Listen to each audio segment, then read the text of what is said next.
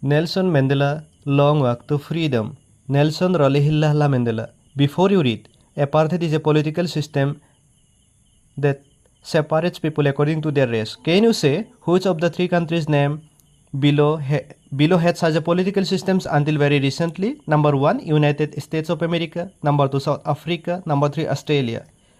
Have you heard of Nelson Mandela? Mandela and his African National Congress spent a lifetime fighting against apartheid. Mandela had to spend 30 years in prison. Finally, democratic elections were held in South Africa in 1994 and Mandela became the first black president of a new nation.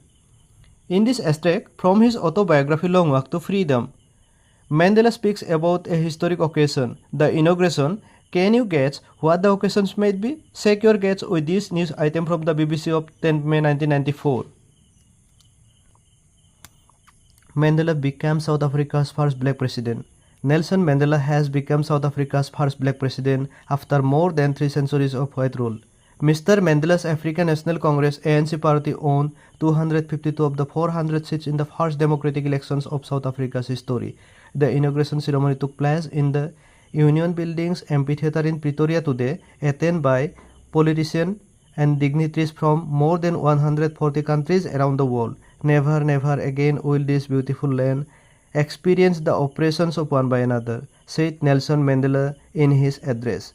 Jubilant scenes on the street of Pretoria followed the ceremony with blacks, whites and colored celebrating together. More than 1 lakh South African men, women and children of all races sang and danced with joy. 10th May dawn, bright and clear. For the past few days, I had been pleasantly besieged by dignitaries and world leaders who were coming to pay their respects before the inauguration. The inauguration would be the largest gathering of ever international leaders on South African soil. The ceremonies took place in the lovely sandstone amphitheatre from by the Union Buildings in Pretoria. For decades, this had been the seat of white supremacy, and now it was the site of a rainbow gathering of different colors and nations for the installation of South Africa's first democratic non-racial government.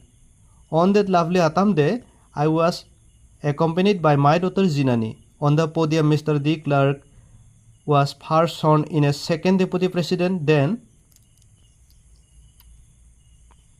Thabo Mbeki was sworn in as first deputy president. When it was my turn, I pledged to obey and uphold the constitutions and to devote myself to the well-being of Republic and its people. To the assembled guests and the watching world, I said, "Today